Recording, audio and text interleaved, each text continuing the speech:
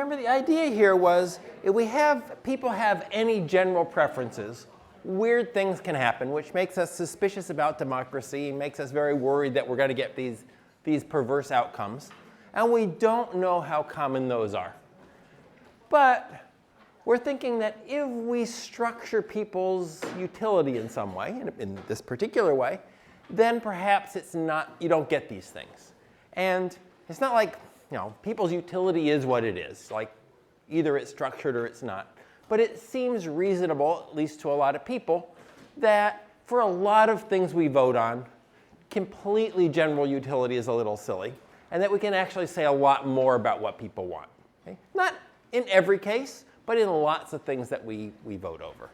So the idea here is that we have an ordered policy. Right? It's some kind of policy that we're voting on that has a natural order to it. There's an idea of more versus less, or you can put things in an order so that we can use a number line to represent it. Right? It doesn't have to be something numerical, but it has to be something that has a natural order. And then, if we assume that people have single peak preferences,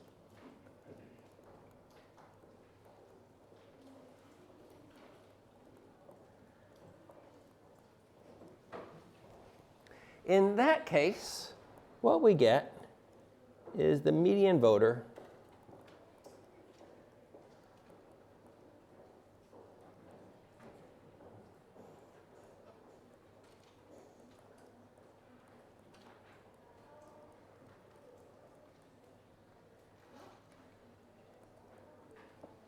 a median voter is always going to get his preferred choice. So if we're voting between two things, the median voter will always be on the winning side. He'll get which of those two things that he prefers. Right?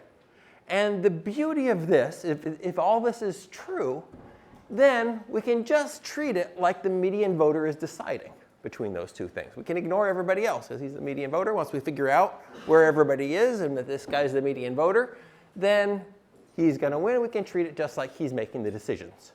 And so since this individual guy has transitive preferences, and he's making the decisions, we can treat him like some kind of dictator, then he's always going to win.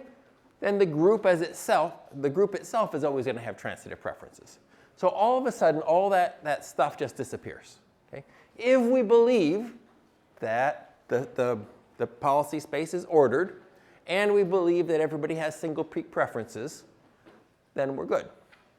Okay. Now let me remind you a little bit about this, since it's been days. And I want to first of all bring up a couple of issues that show up, like remind you how the thing works, and bring up a couple of issues that show up, and also give you another way to think about the same thing, which is kind of unnecessary at the moment, but will be useful as we go forward. Okay?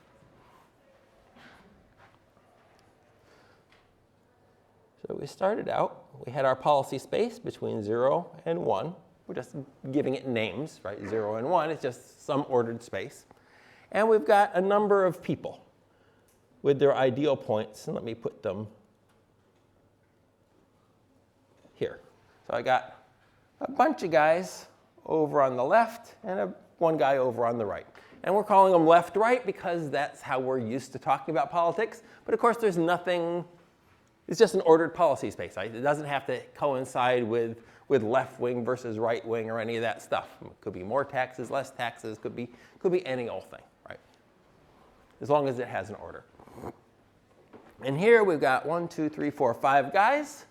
So the median voter is going to be the guy that has the same number of people to his right as to his left. So this will be our median voter. And so whatever two things come up for vote, he is always going to get his preferred thing. Okay. So if we have coming up for a vote, just to belabor the point, A versus B, all of these guys are going to vote A. This guy is going to vote for B. And A will win. But that's the one that the median voter preferred. Okay. So it's not like he looks special when you're doing the vote, right? There's this guy that's even farther to the right of him that's going to vote for A as well. But he will always happen to be on the winning side. Okay. Okay. So in this case, we can just treat him like the guy who's deciding everything. Utility for his utility is well behaved, therefore the utility of the group is well behaved, and we're good to go. Okay? If you believe this stuff that we put into it, right? A couple of things to say about this is that I keep drawing it with an odd number of people, right? An odd number of voters. So, for example, to have a median, it's the same number of people to the left, same number of people to the right. And so having a median voter really requires an odd number of people. And maybe you have an odd number of people voting, and maybe you don't. Now, you will notice that whenever they form committees, there's always an odd number of people on the committee because they don't want these ties, right? Everyone has to vote yes or no, and so there has to, if you have an odd number of people, then you don't have ties and it's not a problem, which is exactly this sort of situation. But if we started thinking about society as a whole, right, and we're having a vote in Ireland, there's no particular reason to think we have an odd number of voters on the day. Kind of, it's 50-50 chance that it's an odd number versus an even number. So we should think a little bit about what happens if we do have an even number. We know when we have complete control over who's voting, like in a committee, we'll almost always make it odd so that for these small numbers where there's just a few x's like that, that seems reasonable. At least that's what we do. But it's not clear what happens if we have an even number of voters. So let's do that.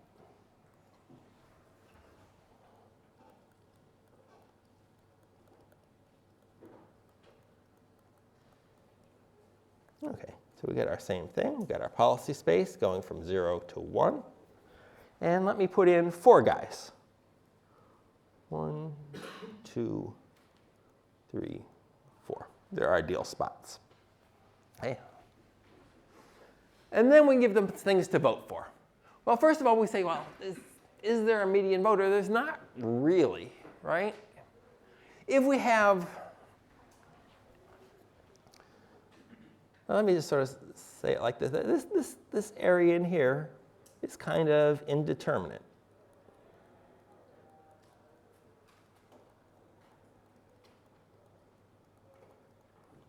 Well, like if A was here and B was there, then we're going to have 3 guys voting for B and 1 guy voting for A. And everything's kind of like it was before. The guys in the middle decide. Right? Well, now there's not just 1 guy, there's these 2 guys in the middle, and they're deciding, which is not quite the same thing as we had before, right? Because before we said, look, we have an individual who's effectively deciding.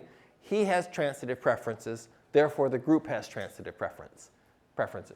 Now, it's kind of these 2 guys in the middle. And it's not clear, even if the individual 2 guys in the middle have transitive preferences, that the group's going to have transitive preferences. But in this case, B would win. If, on the other hand, we had A and B, they would both vote for A, and A would win.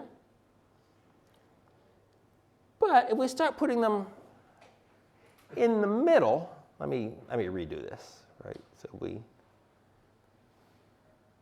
just redoing this thing so it's not too messy. Sloppy, but not messy. 2, 3, 4. We got that indeterminate zone in the middle. And I start putting in, say, A and B. Well, then we get 2 guys voting for A. We got 2 guys voting for B. And it's not at all clear what happens. There's going to be some kind of flipping of a coin. So this area in the middle is sort of hard to know what's going on with that. If you have extreme things you're voting on, it operates kind of the same. But if you're voting on things towards the middle, it's less the same, if you see what I mean. We start having these 2 guys in conflict, and it's not clear that we have transitive preferences for the group or even what's going on, right? It depends really a lot on our tie-breaking rule, which we haven't specified at all. And lots of democratic institutions have not well specified, they don't have well specified tie-breaking rules. Some do. But not lots of committees. Okay, so we have this problem. We have this indeterminate zone if we have an even number of voters. Now, we are not going to worry very much about this indeterminate zone. We're not going to stress out about it. And the reason we don't stress out about it is that for small things that we're voting on, typically, not always, but typically, we have control over the number of people who are voting. How do we set up our corporate board of governance? Well, we put an odd number of people on it. We don't got this problem, right? How do we set up Dublin County Council? We put an odd number of people on it. We don't have this problem. Now, occasionally, it can be an issue, right? Crash lands on a desert island. You're all surviving. Should we go look for help? Should we forage for coconuts? We have a vote on this. You could easily have an even number of people there, right? So it's not always the case that we don't have this problem, but very largely we can avoid this problem by having an odd number of people on our committee.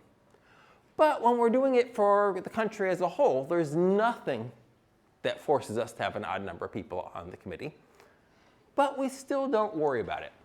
So if we think for the country as a whole, for instance,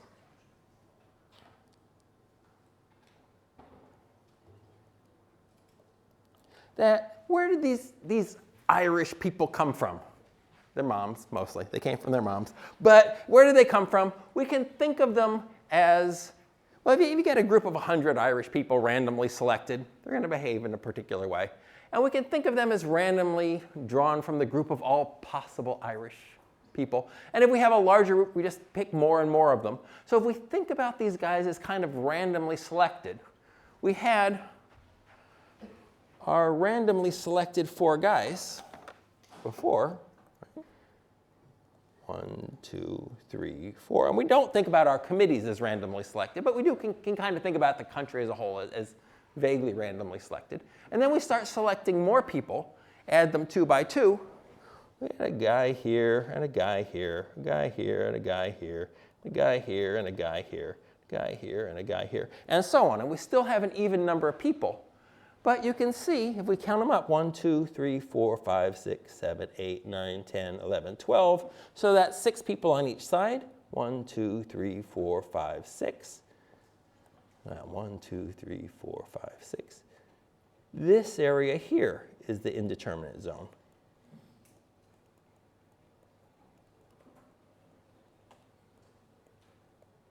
Right, so if we think of people kind of, each is individual and idiosyncratic, and they're sort of coming from some distribution of people, and we add more and more and more people, and we add millions of people, it is, if we think about it that way, it is unlikely that we have a really large indeterminate zone. The indeterminate zone will get smaller and smaller and smaller, and then at some point, it's an area of indeterminacy that's between 41.28% taxes and 41.285% taxes.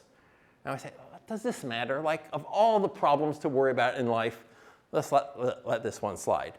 Now, this is not the way theorists think, but this is the way all kinds of practical people think. Like, okay, you have a theoretical weirdness between 2.04 and 2.045, and fine, it's of interest, but it's not of interest to me. In practical terms, that's not important. That zone of indeterminacy is not important because it's so small because we have so many people. Okay, people with me here? So we tend to ignore this as an issue because for small groups, we typically don't have it. We make an odd number of people. And for large groups, the zone of indeterminacy is so small that it's not worth the trouble of worrying about for any practical purposes. People with me here? There's basically one problem with this that I know of. The one problem is that we've been saying that we're randomly picking people from a distribution, but it is also possible that the political process shapes our view. And it could be shaping our views in such a way as to polarize us. And so that it might not be that when we're drawing people from a distribution, that there's really much of anybody in the middle, right? I was kind of like, when I was putting in my little X's, I was throwing them in the middle, like it was nothing. But that was an assumption that people would show up in the middle. Now, as long as there are people showing up in the middle, this is true. But if we have something in our political discourse that makes it so nobody is showing up in the middle, then the indeterminate zone doesn't necessarily get small when we add more people. But usually, I don't know, usually, like even in very polarized societies like the US, right? There's still somebody in the middle. There's just not very many of them. That's the argument, right? And as long as there's some people that are in the middle, as you start adding millions and millions and millions of voters, this indeterminate zone is going to get pretty small regardless. Okay, so that's the argument. Okay? We're basically going to ignore it until we get to the really seriously theoretical area where we don't care about practicalities. Well, anyway, we'll see. But we're basically going to ignore it. But there is that indeterminate zone thing. Okay. Okay. People with me on the median voter theorem, like this is a really good time to say, I didn't quite understand what's going on with the median voter theorem. Could you do it again a different way? Okay. All right. Now I'm going to, just the same, do it a different way. But I'm not really going to be talking about the voting part of it. I'm going to be talking about how we find this median voter.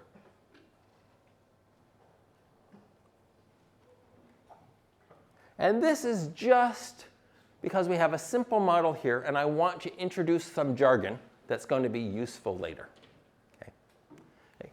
So here, I've set up what I'm calling a policy space. This is the set of all possible policies that we could have, which is any real number between 0 and 1. And we said they were ordered, so I can match up the policies to a real number between 0 and 1, and I am picking a policy in this policy space between 0 and 1. Right? Well, here, my policy space is one-dimensional. Let me put a few guys in here. 2, 3, 4, 5 guys. 5 guys in there. Odd number. Everything's nice. Everything's happy. My policy space is one-dimensional. And what we said is, let's find the median voter and count the same number of voters to the left, same number of voters to the right, find that median voter. And that's completely correct, completely nice, no problems with it. But I want to think about that in a different way because it is going to be useful later on. We're going to be doing exactly the same thing, same number of voters to the left, same number of voters to the right, but we're going to do it with a little bit different jargon. And what I'm going to do is I'm going to take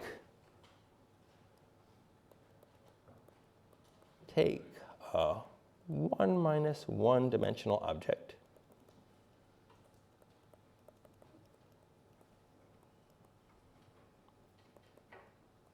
that is this one here. I'm starting a policy space with 1 dimension. I'm going to subtract 1 dimension from that, and I'm going to have this new object.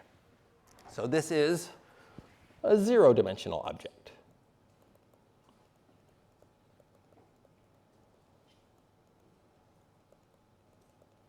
That is a point. Right? Your 1-dimensional object, your policy space, was a line. That's 1 dimension. And now we have a 0-dimension thing, which is just a point. So I'm going to take a point, and I'm going to move that point left and right until I have the same number of people on one side as I do on the other.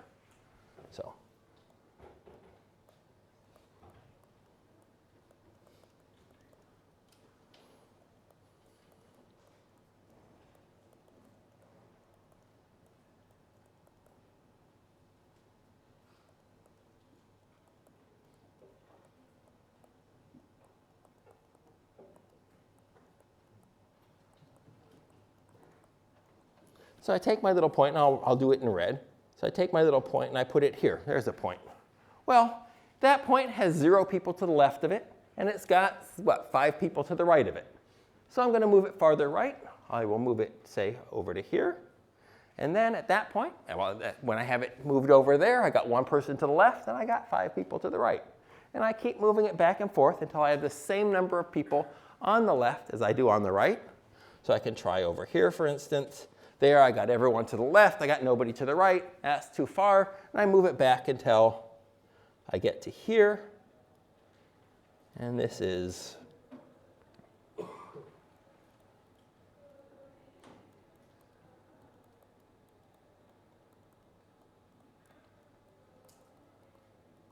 So this guy is our median voter. Right? It's just what we did before, but now we're talking about dimensions and stuff, and that's kind of goofy, but it's going to be useful later on. Okay? Okay. This point, where we have the same number to the left and right, is going to be called a median hyperplane.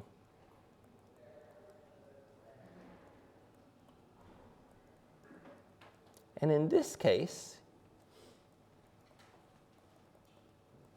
it is unique. Right? Hyperplane, for reasons that will become clear later, that's the taking one less dimension. And then we're moving it left and right until it's a median hyperplane in the sense that it has the same number of guys on the left as it has on the right. And in this particular story, in this particular example, there's only one place that I can put it.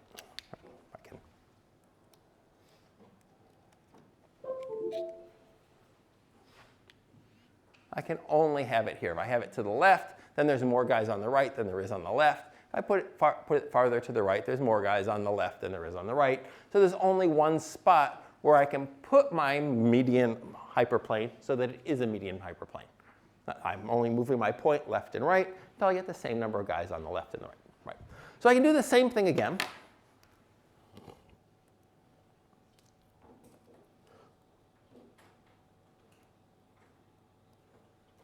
But with only 4 voters. And I get my median my hyperplane, and I put it here, and I say, it's just a point. I got 4 guys on the right, no guys on the left. There are more guys on one side than the other. So this isn't a median. Right? I can move it farther right. I can move it here. And I got 1 guy on the left. I got 3 guys on the right. That's not a median hyperplane either. But if I move it to here, that is a median hyperplane. So I'm going to give it a little line. Right? That is, it's got the same number of guys on the left as it has on the right. And the same thing is if I move it here. That's also median hyperplane. I've got the same number of guys on the left as I have on the right. The same with this, median hyperplane. Got the same number of guys on the left as I got on the right. But of course, if I put it all the way over here, then I got more guys on the left than I got on the right. So any of these are median hyperplanes.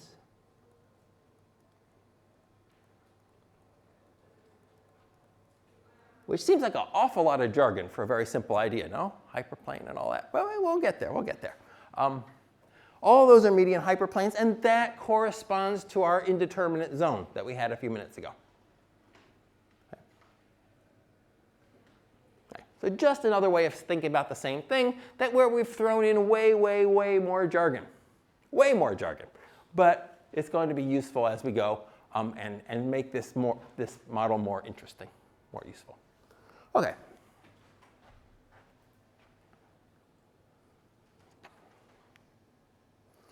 Okay. So that's our median voter theorem. And our next bit is to use this for something. So now we have a model that kind of works in the sense that we have this one-dimensional policy space, we have an odd number of voters, and we can know how voting works. We can start to think about voters in kind of voting in kind of a rational way because we always get the transitive preferences. Once you don't have transitive preferences for the group, a lot of the stuff that we do in economics doesn't have any bite to it. You can't really learn much from it because it's very much, not all, but the vast majority of it is built on transitive preferences, which is something that actual humans don't have.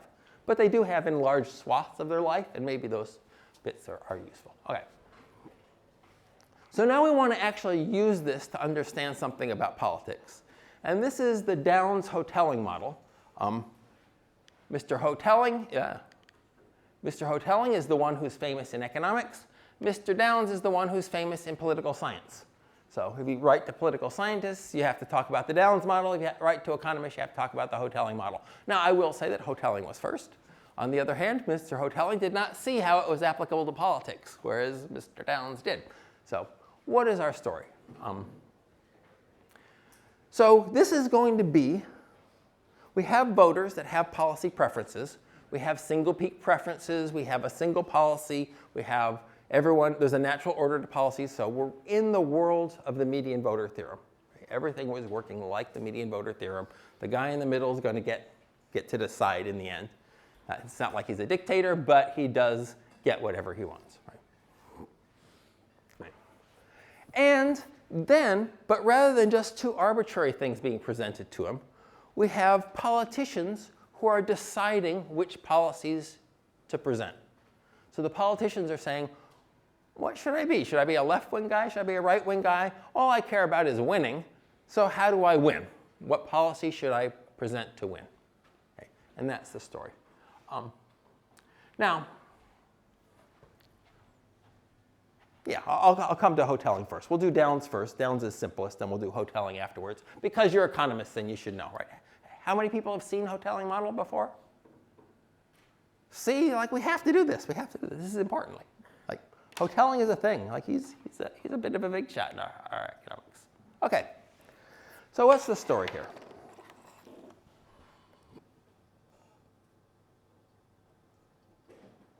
Okay.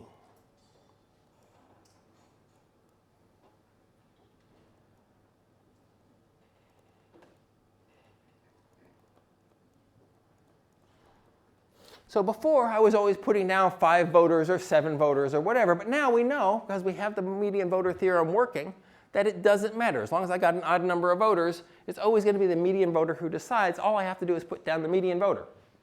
Right? There could be 41 voters. It doesn't matter. The median voter is always going to be on the winning side. Right? So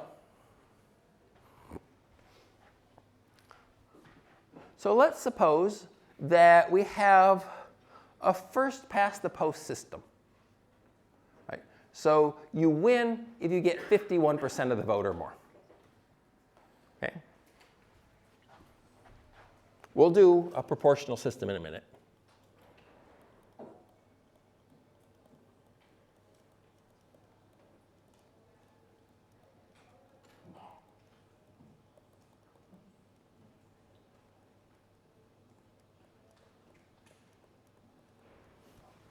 So here, both sides just want to win. They don't care how much of the vote they get. They just care about winning. Okay? In which case, all they care about is capturing this median voter, getting the median voter to vote for them. Okay? Now, we could easily say that in a different political system, that they care about how many votes they get, and we will come back and do that as well. Right? In Ireland, there is a difference between losing with 20% of the vote and losing with 40% of the vote. And there's a difference between winning with 40% of the vote and winning with 50% of the vote. These things matter. But here we have a very simple system. You're either a winner or you're a loser. And that's all you care about. Okay? Just to make things simple. In which case, we don't have to worry about all the voters. We just need to worry about the median voters. If we cared about the percentage of your vote, we'd have to worry about each and every voter because we care about each and every voter. But since we only care about winning, we only need to worry about the median voter in this story. Okay? This very simple story, which is not, by the way, Downs' story. We're simplifying at the moment. We'll get back to Downs. All right. And then we have 2 parties, 2 political parties, 2 candidates. We'll do them in blue.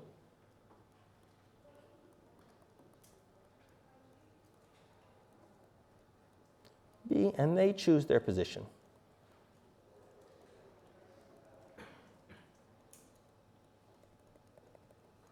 Now that is, they choose their platform. They choose how high a tax rate that they're saying that they're going to implement for this country, right? And we are going to assume, just to make our life easy, that they're actually going to deliver on their promise. I know it's laughable, but we're going to pretend that this is what's going down. Or at least people are going to vote as if they're going to do it. And we have to decide, and the big question of this model is, which positions will party A and party B choose? Okay. And now we're in a situation where my ideal position is going to depend on what the other guy does, right? Because if, for example, guy A goes here, as political party B, I wouldn't want to go to the left of him because I would not get the median voter. I would want to go somewhere to the right of him so I get the median voter. On the other hand, let's go back. Get rid of that. If guy A goes there, then as guy B, I want to go to the left of him, not the right of him, so that I capture the median voter. Right? So my best behavior, my best choice, depends on what the other guy is doing. And the other guy's best choice depends on what I'm doing.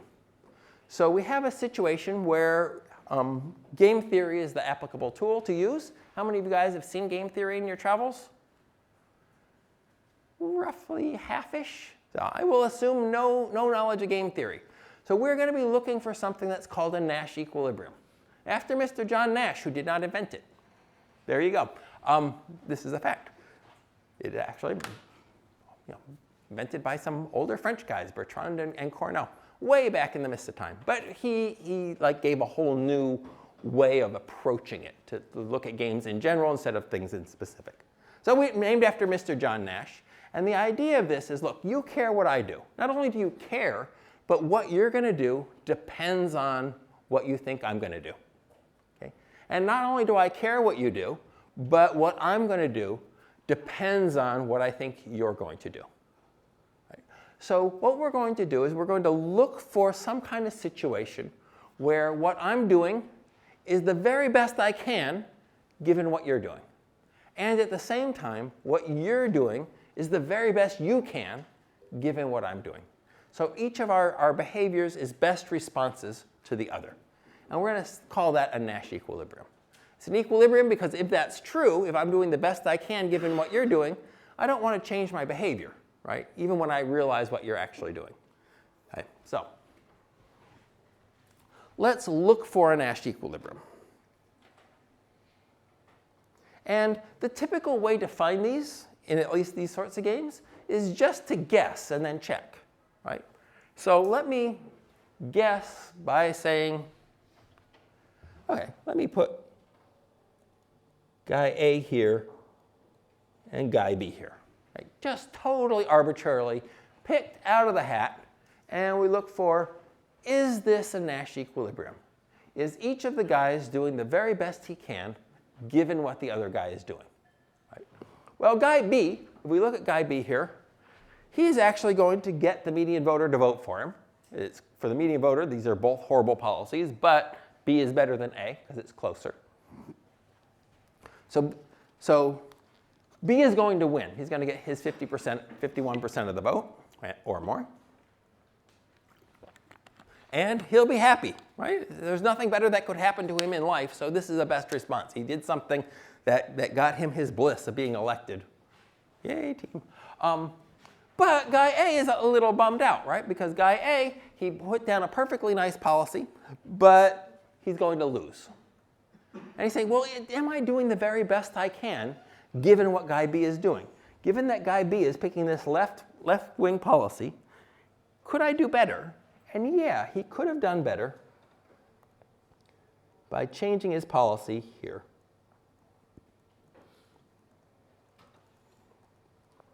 By moving his policy, he would do better because if he moves to the right of guy B, he is going to capture the median voter and therefore win. Right? So if we're thinking A and B, is that our prediction for what's going to happen? It's not a great prediction, right? Because it has one guy being very happy and the other guy saying, damn, I should have done something different. And if we thought this was going to happen over and over and over again, eventually guy A is going to cop on and he's not going to go to that place. Right? He's going to pick a different policy than what he is. Right? So this is not a Nash equilibrium. Now it is something that in practice could happen, right? Because you may have walked amongst the humans. They make mistakes. Humans make mistakes. And here we have guy A, he made a mistake, and that can happen. So just because we're saying it's not a Nash equilibrium doesn't mean that it's impossible for it to happen. But it's just that it's kind of a poor general prediction for what we think is going to happen, generally speaking. Because if it was happening generally speaking, it means that A is an idiot and doesn't learn from his mistakes. Okay? You may also have noticed in the humans that there's a lot of not learning from your mistakes, but eventually, hopefully, we learn from our mistakes. And so eventually, guy A is going to move. Right? And so if we have both of them to the left of the median voter, they're going to leapfrog each other. Right? Eventually, A is going to move to the right of B, and then B is going to be losing, and B is going to move to the right of A, and they're going to move towards the center. Let's try another one.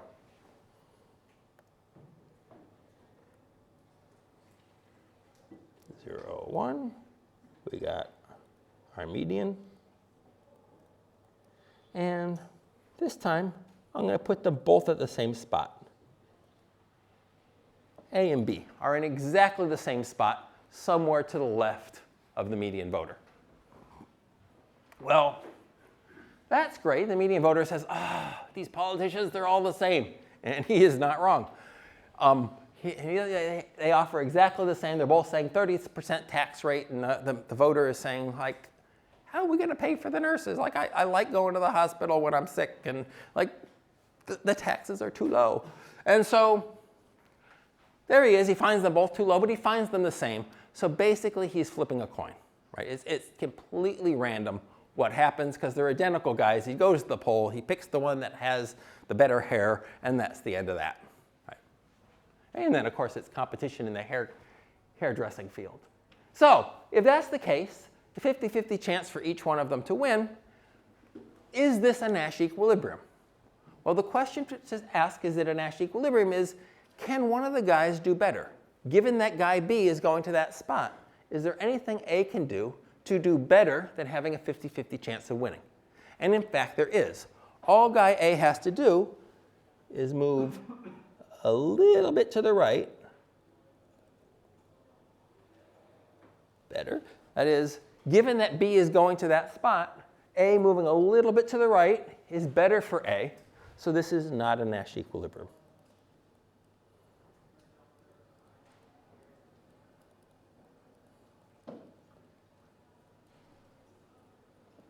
And of course, this says anything where they're both to the left of the median voter cannot be a Nash equilibrium. Right? Because we tried them both to the left of the median voter with different spots. That wasn't a Nash equilibrium. Now we tried them both to the left of the median voter with the same spot. That wasn't a Nash equilibrium. Right?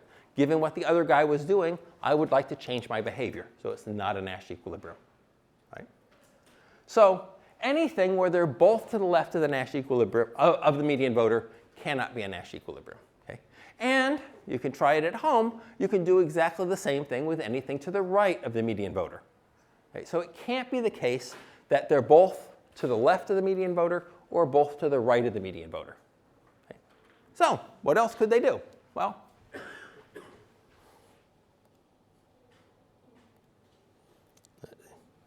policy space, 0, 1, median.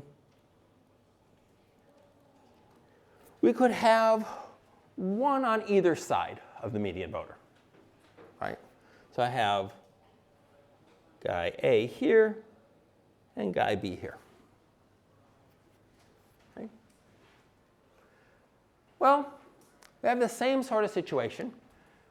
It's not clear who's going to win because it depends on who the median voter likes better, and it depends on the shape of his utility functions. Right? He's got the single peak preferences, so both of them are worse than his ideal point, but he's going to pick one or the other. But one of two things are going to happen. Either one of them is going to win for sure, or there's going to be a tie.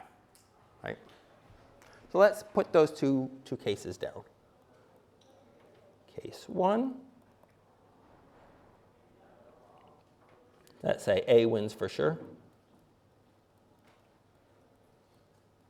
Okay. You could do the same thing with B, but I'll just pick A just so we can have something concrete to talk about. And case 2, there's a tie. Okay. Neither one of these are going to be Nash equilibria, right? Because in either case, B would move this way, and it would be better. Right?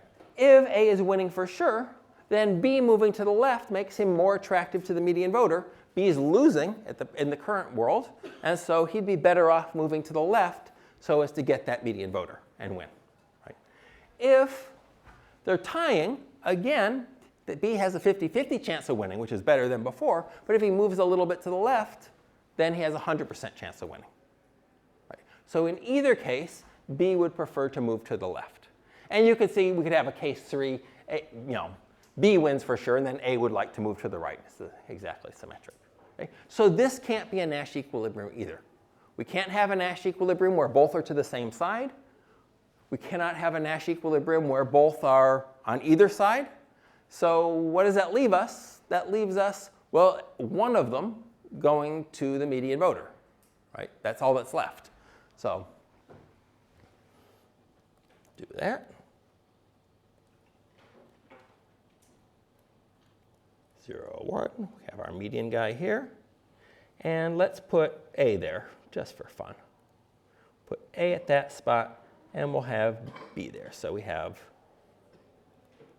one guy at median voter. In this case, guy A is going to win for sure, right? Given that they're both going like this, right? Guy A is going to win for sure. So guy B is losing. He's sad. Moving a little bit to the left won't help B because, guy A is giving the median voter his dream. And so, just doing a little better is not going to do it. But B could move all the way to the median voter.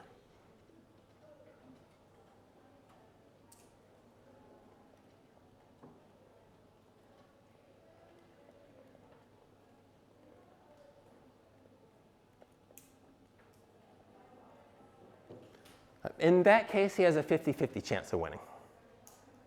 Okay? So this is not a Nash equilibrium either.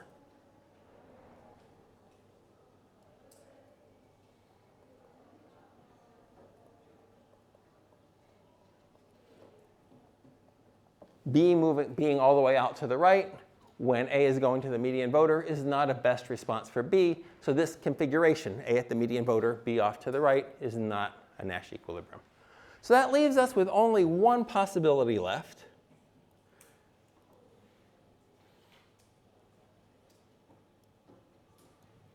We got our median voter here, and I'm going to put both the guys at the same spot. A, B, both guys.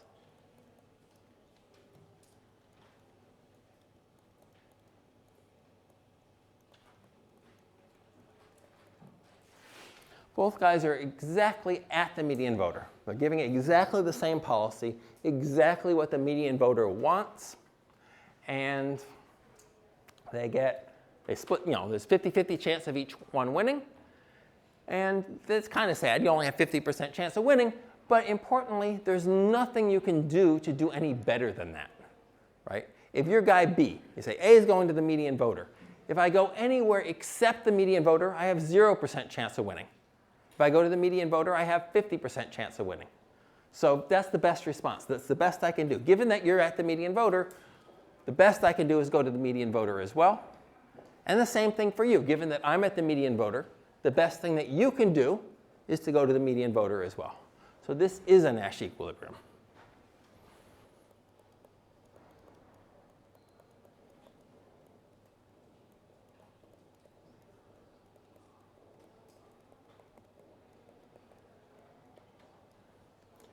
And in fact, it's the only one.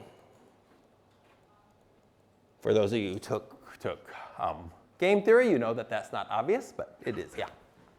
How is that different from them two in the same policy to the left or the right? So if we, yeah, that's a good question. We go back.